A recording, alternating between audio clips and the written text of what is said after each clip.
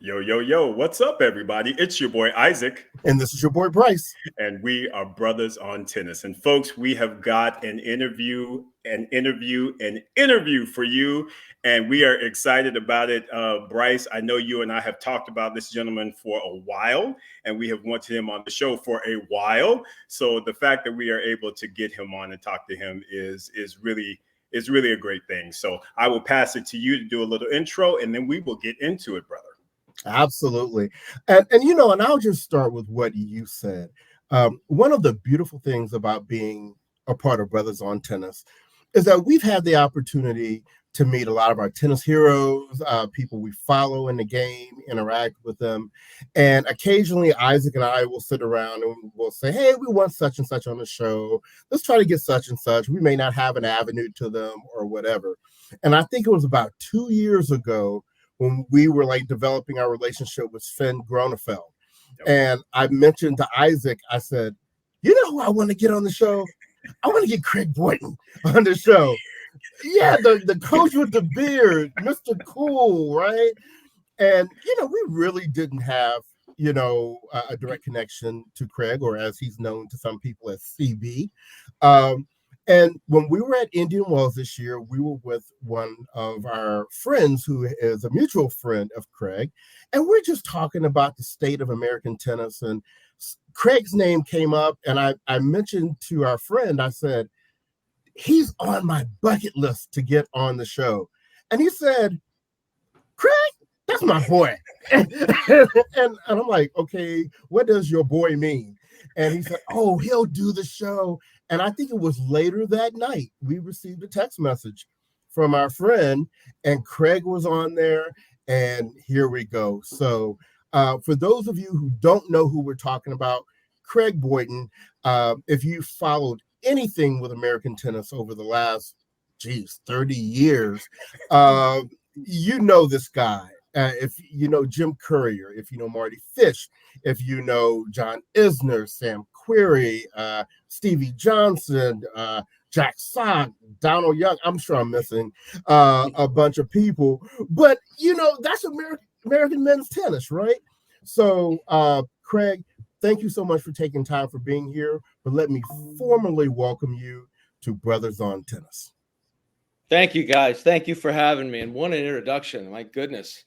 I'm a little nervous now. I wasn't nervous before I came on. I've got to live up to that intro. I got to get my A game going. So, but no, it's my pleasure to be here, and let's have some fun.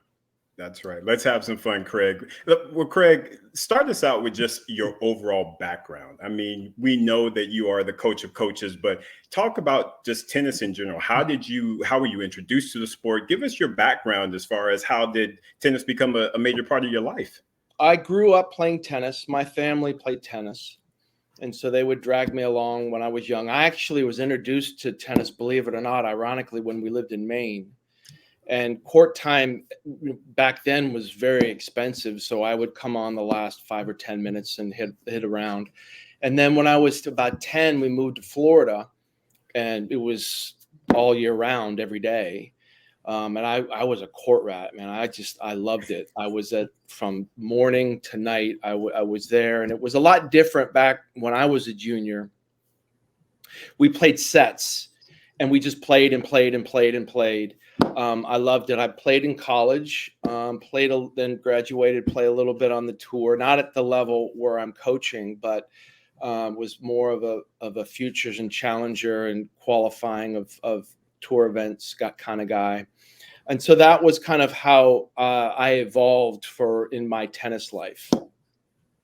Okay. Now, I know you started talking about tennis in Maine, but something that I think all three of us have in common is an Ohio connection. Yes. And I think I saw Ohio in your background. I was raised in Ohio, in Cincinnati. Isaac and I met in Ohio because we were both working for Procter & Gamble there. So what's your Cincinnati history or Ohio history? My wife's uncle worked at Harper's Point, and John Whitlinger. And John took a job to become the assistant coach at Stanford's men's team. And John just mentioned my name, and then Steve Contardi I went up for an interview. I was actually working at Saddlebrook at the time. It was Harry Hopman's.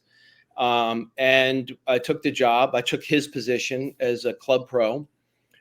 And all my kids were born at Christ Hospital in Cincinnati. I have 2 girls and a boy. They were all born in Cincinnati. Was there for a number of years and was at the club at Harper's Point, and then 5 seasons. So I know Cincinnati well. And like I said, my family was raised there. We loved the family aspect of it. Then my brother-in-law, Kelly Jones, was coaching Mardy Fish at the time and was moving and asked me to fill in a week with Mardy. And I went on the road, and I can still remember the moment. I turned the corner and I hit the players lounge, and I'm like, yeah, I got to get back into this. And so at that point I knew it was in my blood and I had to get back into coaching. And so that was kind of where the fork in the road was for me. And after that, moved from Cincinnati down here to Tampa to get back into coaching. Gotcha. So as far as the 513 connection, 513 being Cincinnati, right. Of Yep. course. Mm-hmm. I guess I'm just personally interested in when you go back there, because of course there's a tournament there every year. Mm-hmm. Mm-hmm. What are some of the feels? What are some of the things that you do or you try to do when you get back into the Ohio area? It's a really interesting question. As I've been removed from Cincinnati for a number of years now, well, over 20 years. And so, but prior, when I would come back, I would just have a host of relationship friends. And as a year would pass, another year, like the group got smaller and smaller. And then I would start getting introduced to their children. And and it was just kind of bizarre, but this happens to me every year. So I'm going to Cincinnati from Canada because it's back to back. And I'm like, okay, I want to do these 10 things. I'm going to do these 10 things. But what happens is I get to the tournament and I get in the moment of, all right, Hubie's got practice here. We've got to take care of this detail. He plays at this. And then it goes 1, 2, 3. And then when the tournament's out and I'm leaving town, I look back and I'm like, man, I didn't get to do any of that because I'm just so caught up in the moment. Because I'm there working, and it's not like I'm thinking about, okay, I want to do this. I'm thinking about this is what is the next action item for me with Hubie. And so it happens every year. and I go into it now. It's happened so many times. I'm like, all right, well, it's just going to happen. I just got to deal with it. Well, I know you have to at least take time to eat. So okay. Are you a La Rosa's guy? Or are you a Skyline guy? Or are you a Grater's ice cream guy? So here's the deal. I don't know if you know this, but I coach a vegan. That's right. Mm-hmm. Yes. And so, there's no, and he's gluten free. Oh. There's no pizzas. There's no ribs. There's no burgers. There's no check. There's no graters. I love graters. So not that I can't venture out, but lion's share of the stuff we all do kind of together. And Hubie gets a lot of treatment from the physios.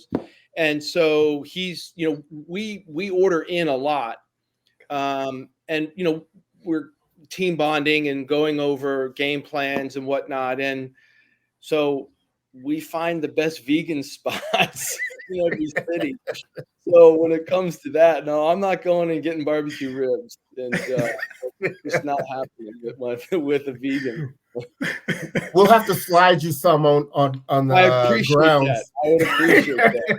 Well, with the beard, I can't hide any of the barbecue sauce. You know. Yeah. So it's been quite interesting though. But Hubie's a vegan. He's been a vegan before I was coaching him, and it works for him. And so the rest of the team, when we're with him, is kind of vegan by default. I tell you what, Craig, that shows your level of dedication to your player, because I know with Bryce and I, when we get in Cincinnati, that is always, it's like La Rosa's, Graders, skyline, yeah, but yeah, we And gotta go we up gotta and do down the those. road, and you can hit everything. You can hit everything. Right. Yeah. So it's Exactly. fun. It's funny. And how about just the overall? Because we've got a lot of players out there right now that are out of Cincinnati or out of Ohio, I should say. Right. So you Mhm. got your JJ Wolf, you got Peyton, you've got Katie McNally, who's injured right now. But what are your thoughts about just the Cincinnati crew that's representing on the professional tour at this time? Katie's mother and I worked together at Harper's Point. Oh And wow! JJ Wolf's dad and I battled the Met. So I knew them before they were even brought in. I knew their parents, and then before they were even really brought into the world. And it's been a lot of fun kind of watching from a distance. And, I saw JJ, I'm like, you don't know who I am, but I used to battle your dad. I know your family well. I know some parts of his family really, really well. Some are my best friends. And watch Katie. I like watching Katie. I love watching her play. I'm obviously more focused on the men in spending my time more on the men, but I do, when I get a chance, I really do love to watch her play and her style of play. And I've gotten to know her a little bit. Really, really sweet soul. Her mom is traveling more now. I think she's been hurt for a bit of time. So I haven't seen her much, but it's tough. Hubie plays mixed doubles with Iga. It's fun to watch. But I'd love maybe him to play some doubles or mixed doubles with the Cincinnati connection down the line if it worked out, because it just would be a fun story. That absolutely would be. So, Craig, let's talk a little bit about how you got into coaching. And what I mean is, I think coaches go through this period where at first you're a player, right? And then you have certain aspirations as a player. And then something happens and you decide, okay, I'm probably not going to be a player, but the coaching route is for me. Did you ever foresee yourself as a top level coach? Oh gosh, no.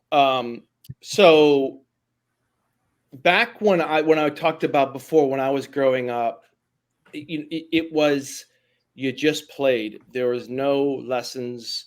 There was no mental health skills. There were no dietary skills. There were no skills for training in the gym for tennis. So there was really none of this that happened. You just went out and played, and you either figured it out on your own and you could do it, or you didn't. And I couldn't figure it out on my own. I was a pretty decent player. I mean, I could play, but I always got in my own way. And so I can remember when I was at Clemson, my junior and senior year, my roommate, Brian Page from Chicago, I was like in the zone for my senior year. I played two. I just didn't lose. And I wanted Brian to play one, but I was coaching Brian through his matches while I was playing. And so I could always kind of help somebody else through the potholes, if you will, that I couldn't get through. So it was easy for me to help somebody get from A to B. I just simply couldn't. I couldn't do it for myself on a consistent basis. So I always knew in college, I knew I had kind of that skill set to kind of be of service and to help, and to see, I could see people when they were staring into the pothole that I couldn't get out of. So I could help them maneuver around that because I know I couldn't. So a lot of times when you become a coach, you coach what you know and you coach what you weren't good at. And so I didn't really, my game style wasn't, I mean, I was very fast. I was more of a counter puncher, but I never really taught that game style to anybody. I was more along the line of the tennis piece.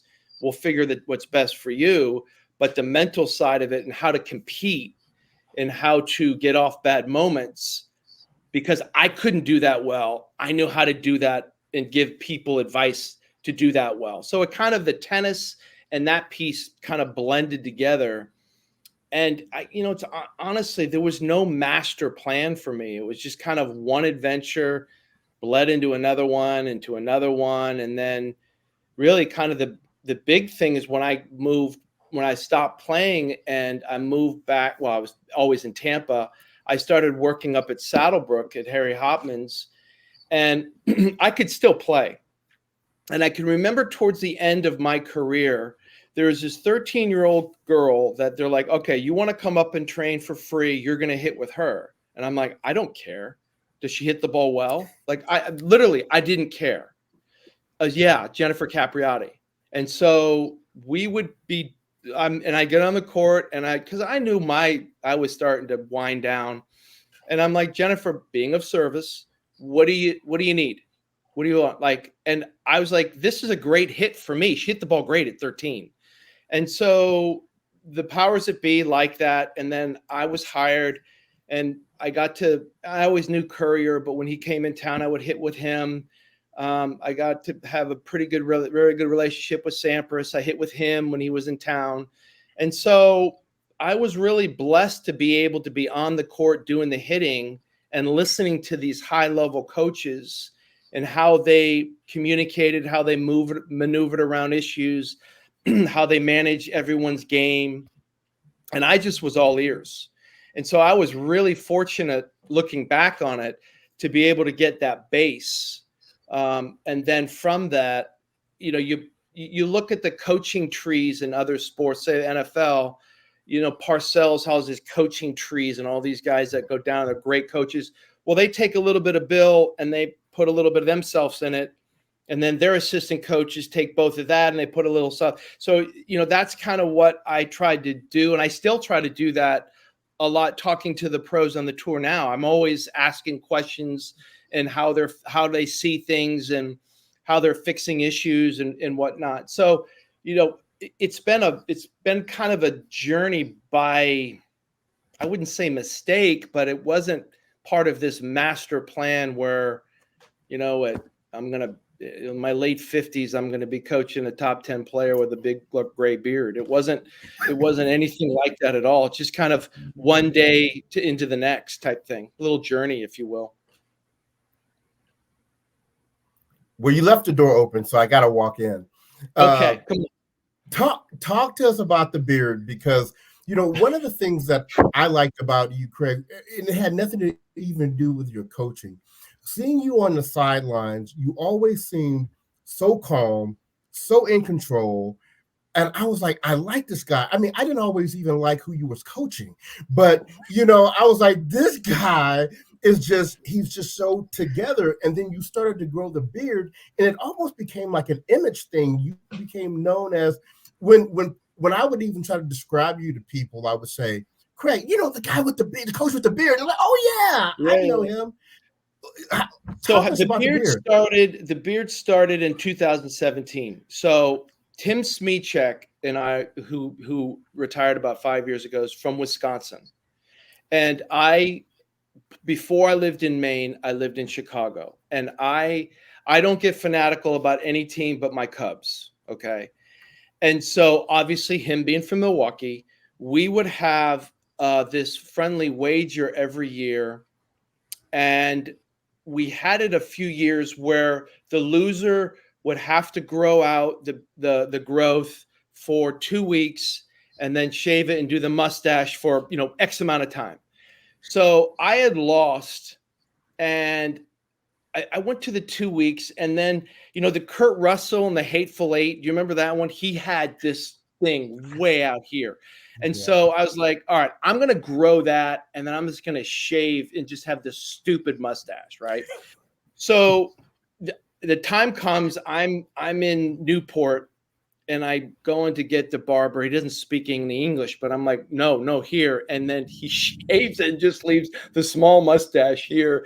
And so I have that. Then Tim was like, all right, we're going to let that slide. So at that point, I had this beard, and I'm like, okay, I'm going to try that again.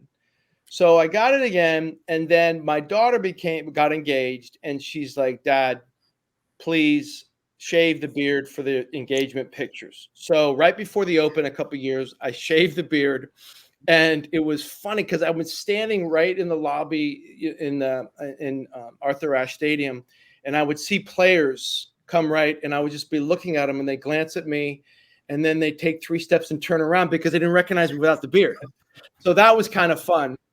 And then it was a year ago, February, I came home from Australia, and I had a couple weeks off, and I didn't shave. And I'm like, you know what? Why not? Just let it go again. And you're right. It kind of has a following. And so it got to the point where how to follow. My daughter got married on December 2nd. She goes, okay, so you're shaving for the wedding. I'm like, no, not shaving for the wedding. Sorry. Not going to shave for the wedding.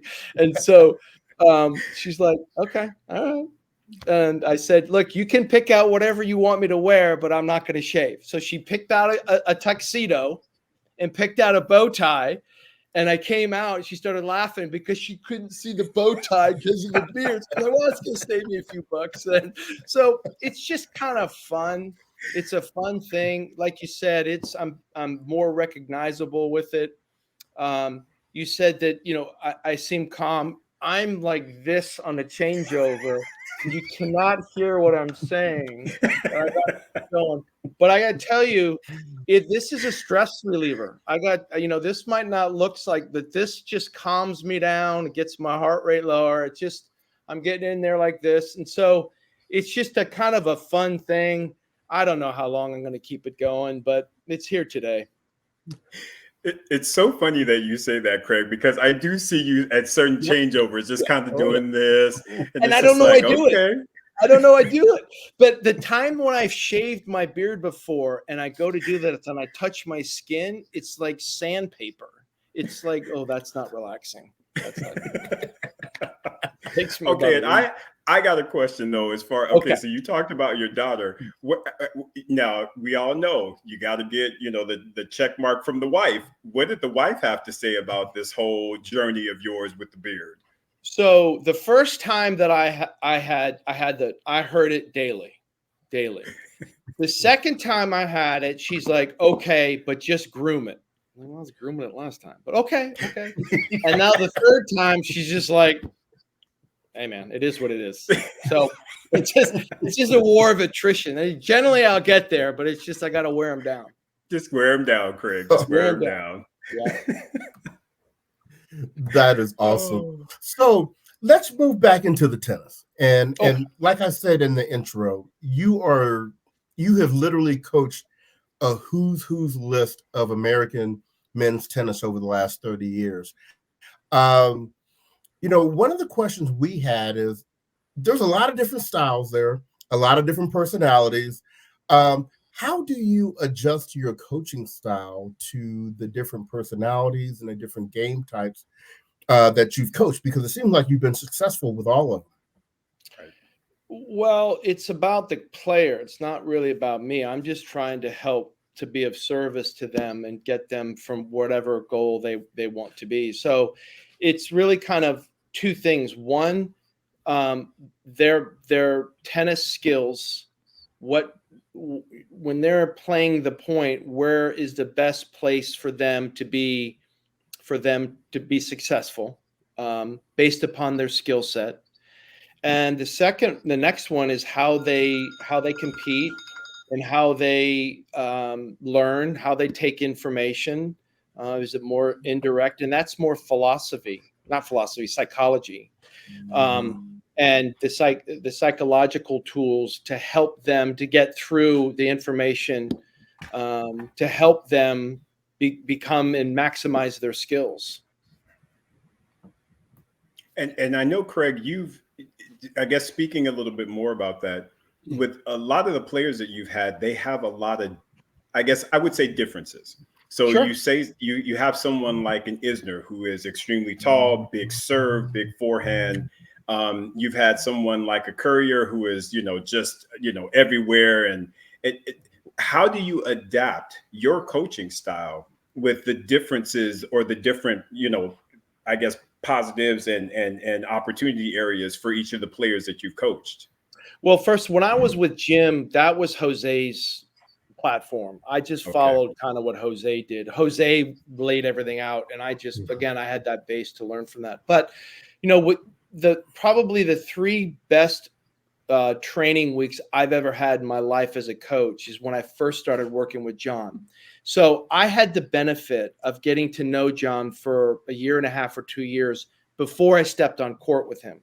So I knew him inside and out, which was invaluable for us to get a fast start. And we just sat down and was like, listen, I think you need to think about how you can make your opponent uncomfortable. You have such an opportunity. You have such a big game. So you're not going to train John for like someone like you would train like a David Ferrer, who would just kind of road run and run and take balls early, and he's in and out of the court. And he's all over the place. And it's like, John's going to be moving north, sometimes south, but we're going to really try to limit it as east to west defensively. And it was fun to get on the court and just kind of mold his game. And it's actually my wife that came up with the moniker, he's got to play big man tennis. And I'm like, yeah, that's great. And so from that big man tennis, his motto, if you will, everything else funneled down from that. And John and I got along great. It was easy to be around John. We still now talk all the time. We have the same interests. We created kind of a language together that we could speak with each other and no one else would know. We're very, very, very close. And it was a lot of fun. It was just a lot of fun. John was kind of my first big solo project that I had as a coach. And then I coached Sam and Stevie at the same time. So you look at Sam, you look at Stevie, a lot of similarities, always kind of smiling, California kid, just kind of chill, but they're really different. And I always wanted to make sure that the only time they hit together is if we traveled somewhere overseas and we landed and we just wanted to get a hit in. But I really wanted to make sure that I was on the court solo with each one of them. So they felt like they had a private coach of their own. But, Sam was great. Stevie and I are similar because, believe it or not, we're not really talkers. Like if someone asks a question, like you guys are pulling stuff out of me now, and that's great. But my kids will say, Dad, you don't talk more than you need to. And I'm like, yeah, because I want to keep things simple. Stevie's that way too. So Stevie and I would go sometimes hours and he'd mumble once, I'd mumble twice, I'd give him the salt, and we were fine. But Sam was the type of guy that would pull things out. Sam always had stories. I mean, Sam, I don't know if you see his pickleball, but follow him on Instagram. He's hilarious. I love him to death. But so he was different, and he pulled things out of Stevie and I where we would just sit down and 2 hours would be going like that because Sam was the one that was kind of leading the charge. So his personality was different. Stevie didn't really put too much into practice because he wanted to save it for a match. Sam wanted to get it right in practice, so he walked on the court feeling, more confident and feeling like he got the reps in. So that was just kind of a small difference between the two. But if you look at them, they look real similar, especially when Sam was making all these. I mean, you got to get Sam on. You got to get Sam on and just have him tell you some stories. He is okay. Love that. So since you have this long history of coaching American players, were there any major differences or changes you had to make when you started working with Hubie? Now you have a different culture, a different style. Right. So when I actually helped James Blake a little bit too when I was with John. So, and Brian Barker was his longtime coach, who's not only a phenomenal coach, but a better human being. And then there was John, and then there was Sam, who I'd known because Sam and John and David Nankin and I, who was coaching Sam, palled around, 2019 to 2013. So I had the luxury, and I was very, very, very fortunate to know them before I stepped in and got kind of really in the tent. coaching wise. Stevie, I didn't know. So that took time to develop. I didn't know Hubie. I saw him once. And someone said, yeah, he lost his Silich at the French. And I'm like, I was at the French. I didn't see him. So I had to look, and I'm like, yeah, Silich beat him. I'm like, I don't know who this guy is. And so it took, our first tournament was a trial at Indian Wells in 2019. And I must have asked him 10,000 questions because I wanted to see how he saw the game.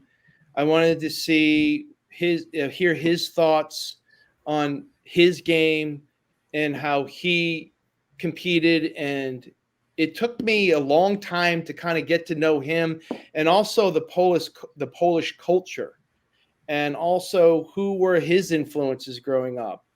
And so it took not a long time. It took longer than I would have with an American who, we're in the same culture. And I probably already know.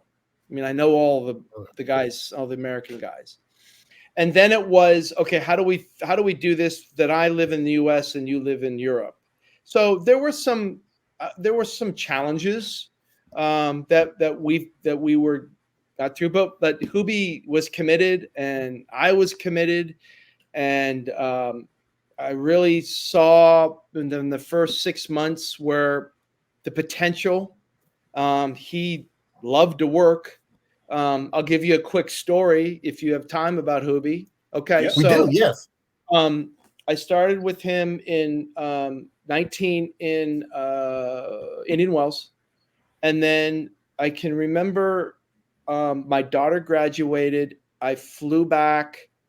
She graduated from college, and I arrived Saturday to Monte Carlo, and Hubie played Borna Coric, first round. Borna's seeded 8 or 9. And I was asking him, don't play on Sunday because we can get on the court. He played. He lost 7-5 in the third. Tough match. And so I go to get practice courts, which is in the locker room, for the next morning. And the guy's like he's out. You can only go like 7 o'clock. And so I said, all right, well. And as I'm booking the court, Piatti, who was coached Coric during that match, says, hey, I have a junior that's here. And I said, is he good? He goes, he's good. I said, great. 7 to 9 in the morning, right? And so not really knowing Hubie really great at that point, I said, okay, Hubie, you're out of tournament. We're going 7 to 9 with a junior. And I was just like, I don't know what he's going to say. Like a junior 7 CB, like, come on. He's like, we got 2 hours? We got 2 hours? 7 to 9. And you know who the junior was? Who's that? I'll give you one guess who the junior was. Alcaraz? Yannick Sinner. Oh, it was Yannick. Nice. Okay. So we walked off the court at 9 o'clock, and I said, this kid is going to be really good. I said, no matter where we are, if I'm with you or not, if he's at a tournament, we are going to practice with him. If he's get wild, it doesn't matter. Doesn't matter what his ranking is. We are going to practice with him until he doesn't want to practice with us. So, and that year evolved. He didn't have any points. He was 17, I think 16. And it was a kind of a fun story. We had a great hit. There was no hangover from the loss yesterday. He was as eager to get on the court. And, a lot of times if you take a tough L on Sunday, you come out Monday, you're licking your wounds, you're a little feel sorry for yourself. He didn't have any of that. None of that. And so that was part of the process of me getting to kind of know who he was as a person and as a competitor. That's amazing, Craig. That is really a great story. Yeah. And it kind of explains a lot because I've seen Hubie and Yannick, and they have a really nice relationship. You can see that. And so that story, it plays into that. Which did they play a final of one of 1000s back in 2020, the pandemic or something? The COVID year. And this is where after that, if you can go back and listen to that speech, Yannick, we loved Yannick, But after that speech, Yannick was saying, Hubie, I really not only admire you as a player, but I really, really admire and respect you as a person. And he went into what he admired about Hubie as a person. And I was just almost in tears. It was so touching. Oh. And it just speaks volumes of the type of person Yannick is, and also the type of person Hubie is. And then I just was like, hey, do you want to play doubles together? Because I just wanted those guys together as much as possible. I mean, it was just he's a lovely human being. Both of them. Awesome. Yeah. Awesome. So we know the players end up, kind of developing relationships on tour. How about coaches? Do you guys kind of have like a little fraternity, or is there something where like you pick up the phone and you call Sven Gonefeld or, Mark Lucero or someone and chat about players? How are those relationships? Well, first of all, it's a fraternity, and I might not be close to some of the coaches, or they might not be close to me, but there's always massive respect. And everyone has their basket of coaches that they go to. And it's really kind of fun that you say that, because I've wanted to kind of fill my basket with more coaches. And so I've always gotten along very well with Gilles Savara, Daniil's coach. And so my daughter said, Sydney, Dad, you should go out to dinner with him. You should go out to dinner with him. And so I said, you know what? I want to get my basket bigger. So yes. So before the quarterfinals of the Australian Open, Gilles, we were just like kind of hugging each other because one's going to get through. And I said, okay, dinner in Indian Wells for sure. Because I wanted to get to know him more. I wanted to understand his process, and we interviewed each other kind of over dinner. And it was 3 hours and went like that. They actually had to kick us out because they were like vacuuming around us. And I'm like, Gilles, I think they're trying to tell us something. But what Gilles and I have committed to do would be to have dinner at every major tournament that we're there somehow or another, to fill the basket. And there are coaches that I've known for years and years and years. There are coaches that I go to if I need some advice or an ear. But I'd really like to get to know some of the coaches on a more personal level. It's difficult with schedules and night play and late practice, and you just don't know what the day holds for you. But it's a great question, and we're all trying to win, but we're all trying to do it with a sense of grace and respect for others. It's it really the locker room and the tours. It's really at a good level. That's good to hear. That's really great to hear, Craig. I guess I got a question just in regards to, we've got a good crop of American male players right now. And I think about you and your coaching, all of the coaching you've done with Americans in the past. How is it seen, or I guess maybe how do you feel as it relates to providing levels of coaching and or insight to the American players, even though you are coaching Hubert Hurkacz right now? And specifically, I'm thinking about Frances Tiafoe, because I've heard that you all have an understanding. You know him, of course, and I'm just interested in, with him having just changed coaches, do you provide any type of insight to him and or other Americans as it relates to things that you see and or pick up on that they could potentially utilize and or improve? Well, you named Frances, and through our mutual friend Rick, who set us up here together, Frances is a good friend of Rick's, and when I was with the USTA coaching out in Carson, I would stay with Rick at his house. And Frances, I got to know Frances when he was 13, 14, somewhere around there. So I've known Frances for a long, long time, and I love Frances. If Frances called me, I would pick up the phone. I would help him in any way that I could. That's not not in line with what Hubie and I's agreement is. But I kind of want to be of service, and I love Tommy Paul. I love Riley. I went to play at Clemson with Riley's coach, Jay Berger. If those guys pick up the phone and they need a favor, I'll do whatever I can.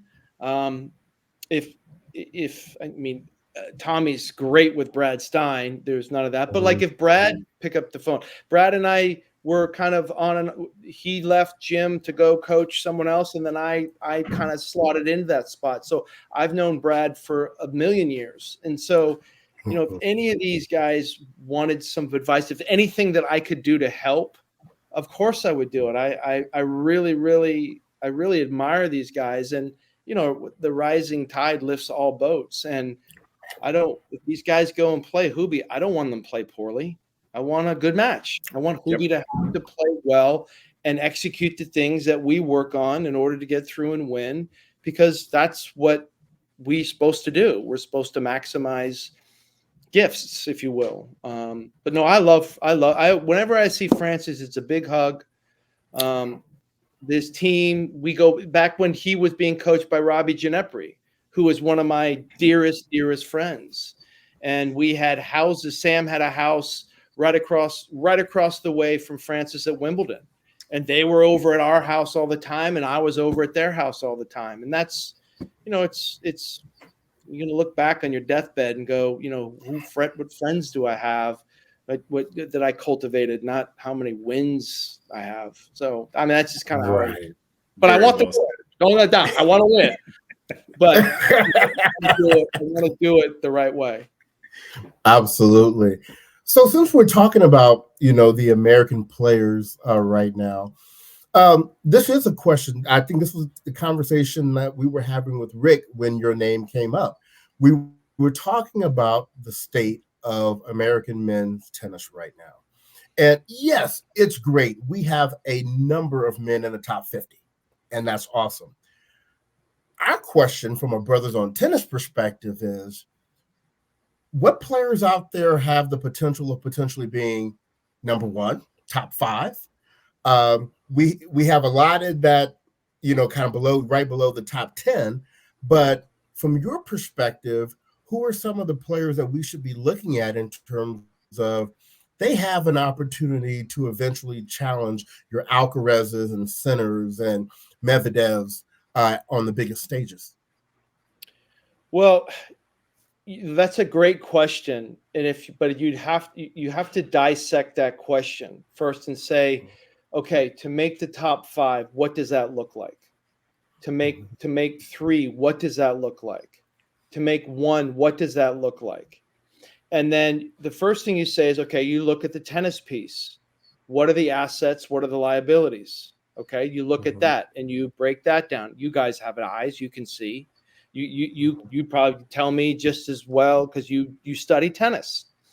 But the one thing that maybe people don't understand, or not don't understand, but don't know, is there are a lot of really, really good players. But if you want to be great, that's a whole nother basket of goods. And that's not necessarily what's on the court. That's stuff off the court that people can't see. If you want to be great, and if you really want to do something phenomenal in this, you really have to sacrifice a whole lot. And so that is the tennis piece of it is easy. We all can see. Anybody can beat anybody on any given day. We really can. It really can happen. But you look at so it's interesting now. I'll give you the real interesting fact. I think Rublev is ranked 6th this week, right? He won Monte Carlo last year. He lost first round today. He lost 1,000 points and didn't move down at all. He's still 6. So to get 1,000 points back, he's still 6. What does he got to do to get to 5? And then what do you got to do to get to 4? And so if you look at it in terms of like that, it becomes a whole bigger question than who can be one, who can be two. Anybody tennis-wise who gets sidetracked, who has made enough money. I'm just talking in general. These are the things that can pull, when Michael Jordan's like saying number 6, like that, he wants 7. He's going to sacrifice whatever it takes to get to 7. And that's what the really great ones do. And it's really, really difficult to do that. It's really difficult to sacrifice. So if someone says, I want to be great, what are you willing to do? What are you willing to give up? I know what you want, but tell me what you're willing to give up, and tell me what you're willing to do, because that's where you're gonna get to the end of that. And if you're really not willing to do X, and you're really not really willing to go to do Y, you might get 8, and 8 is or 10 or 9 or 6 or 12 or 15, and that is a great lifestyle. And you're very, very, very, very good. But great is a different conversation, because something's going to find you. It's just these guys are too good at the top. And you can see this with Yannick. I don't know if you guys have seen how much he's improved in between points. Yes, he's incredible during the points, but how much he's improved in between points. And he is just not letting anything get in his way. If something would get in his way, out it goes. And, this, if I may, this dovetails into the teams you have around you now. So the teams that you have around you are getting bigger and bigger and bigger, because the better you get, there's more things that need to be done. And so you got to get those people right on the teams. I call it lanes. You've got the highway, the Hubert Hurkacz highway, which is consisted of lanes. You've got this person that's in charge of this lane, this person that's in charge of that lane, and so on and so forth.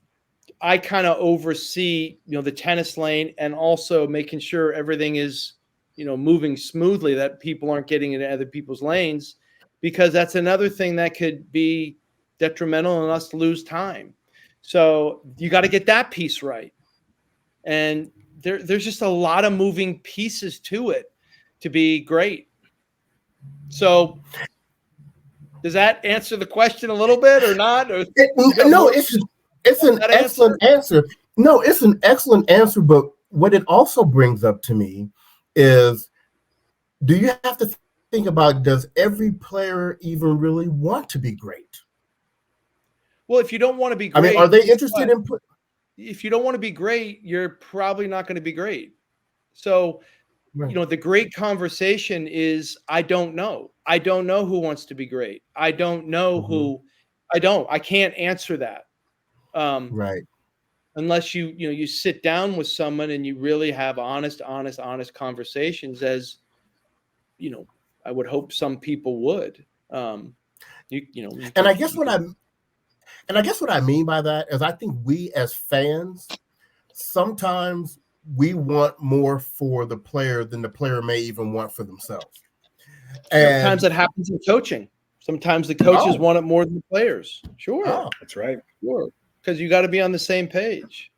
So if a coach is trying to push someone to be great, and they're okay just being very good, it's going to blow up because you're not on the same page. Gotcha. So you have to. I've got Yeah, go ahead. I've got a 2-part question then for you, Craig, because we're gonna I want you to spill the tea. As far as you and Hubie go, are your goals to be great? And if so, what are the things that you all are really focusing on to get to that level of greatness? Because I feel personally that Hubie can be great. And I personally think he can win Wimbledon. I absolutely feel like grass is a great surface for him. Unfortunately, our favorite, Roger Federer, he gave him that bagel.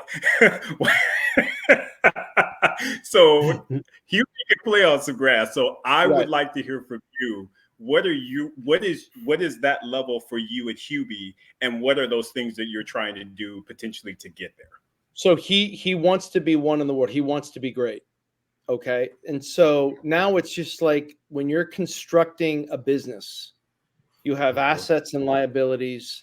And so we're working on the assets, without getting into like details of it, but we're working on the things that are not in the asset column.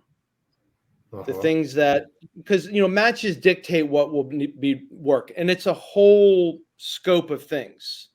And you've got to get to the bottom of why that's happening. And every player has a different why.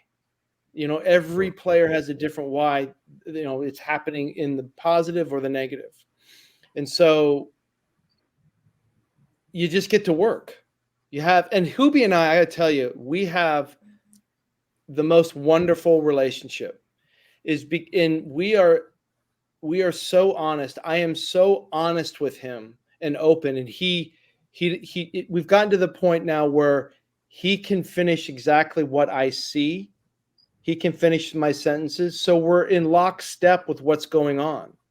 And after 5 years, it's really starting to get fun because it's taken a time to get through the different cultures and the different way things are spoken, or his English has gotten incredibly improved, and so now he can understand what I'm saying, and that's not so literal. You think about it like you don't think about that when you're coaching an American, but there are times where, well, okay, I can see where you could, but I didn't mean that. I meant it this way. Mm-hmm. And so that's on me then. So and it's taken a while, but now we're in lockstep and he's making tremendous strides. And where he gets is where he gets, but we're going to put a great effort in to get him great. That is awesome. Glad to hear that.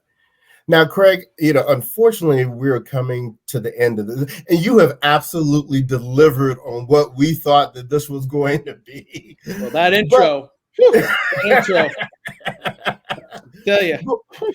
But we want to learn a little more about you as well. And okay. So, outside of tennis, what are some of your other hobbies? Well, when I get home, I am a massive homebody. I love working around the house. I love going to the store. I love cooking. I love grilling. I'm a taskmaster, so I make lists, and I have a pretty good bourbon collection. I'm really passionate about bourbon. Got into that a couple years ago. I love collecting. I don't drink a lot of it now, but I love sharing it. So it's more, I love people to come over and share and taste, and people that are passionate with it. But I love my family. I love my kids. My daughter's married, lives around the corner, and she just got a German Shepherd, and we've got a dog. And so when I come home, I'm on the road so much. I'm on, out of my suitcase a lot, and I'm on planes a decent amount. So when I come home, everyone's like, "Are you in Monte Carlo?" I said, "No, I'm on my couch this week.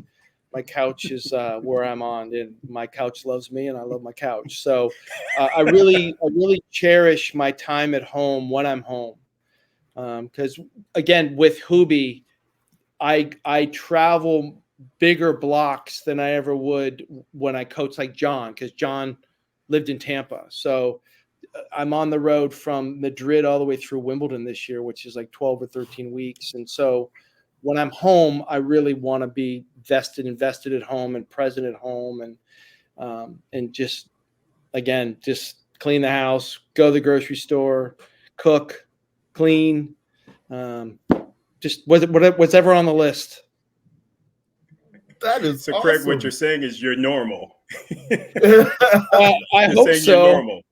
I hope so. I hope so. Okay, something else about Brothers on Tennis. one of the things that we love as much as we love tennis is we love music. So you gotta tell us who's on your list. Who do you listen to? Who are your favorites?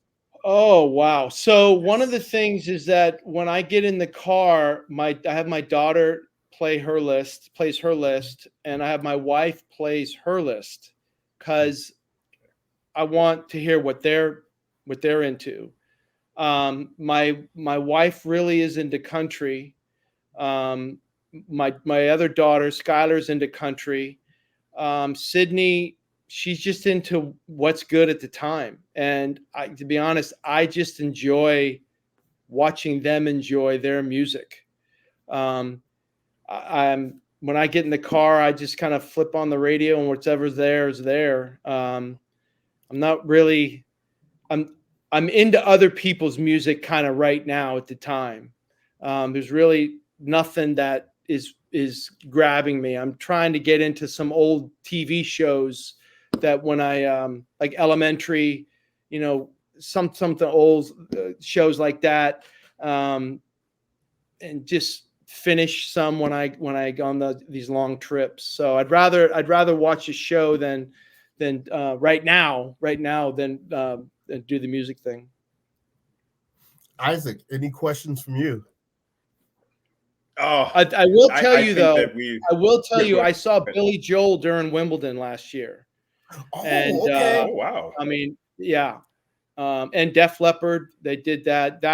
They were amazing. I mean, it's not generally my style, but they sounded amazing. They were great. So I like to go and just experience it for the artistic value of it and listen to kind of how they hit the notes and how they sound. And Billy Joel was great. He was amazing. So, stuff like that is a real experience that I love.